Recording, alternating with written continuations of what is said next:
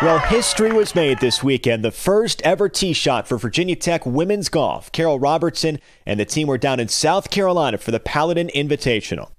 Just so excited for the girls, so excited to be back on the course and just feeling the competitive juices and the highs and lows of golf. So just to get all that back inside was great. I mean, the pressure that they felt and the excitement that they had, I mean, and it's a good thing, but it's also, if you've been in that situation in golf and everything's quiet and you're trying to hit it and you're so amped up, it's, I'm really proud of how they handled themselves.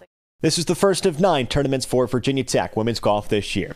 The men's golf team finishes up its tournament at VCU this week and heads out to the Primlin Invitational early next week.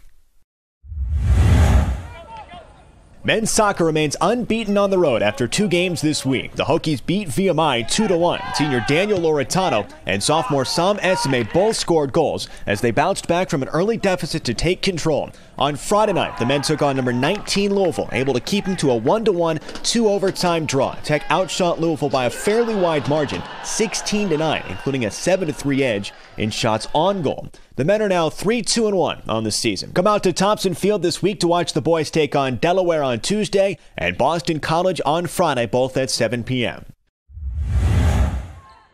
Volleyball, a full weekend hosting the Hokie Invite right here at Castle Coliseum. Tech came out strong on Friday with a 3-set win against Middle Tennessee State. Then on Saturday, battled 5 sets but suffered a heartbreaking loss to Chattanooga. And then finished off the tournament with a 3-1 victory over Liberty. 2-1 on the weekend for Virginia Tech. The women's soccer team unfortunately ended its winning streak this week. 2-1 was the final score against number 3 UNC. At Thompson Field, junior Muriel Tiernan scored the Hokies' only goal of the game. Did tie it up at 1, but the Tar Heels took it back and came away with the win. The Hokies back in action for their home games this weekend against NC State on the 24th and Syracuse on the 27th.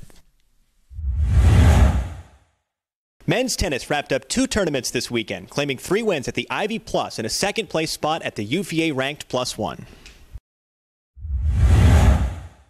Both the men's and women's cross-country teams finished 3rd at the VT Alumni Invite, held at the Buford Meredith Cross Country Course Friday evening.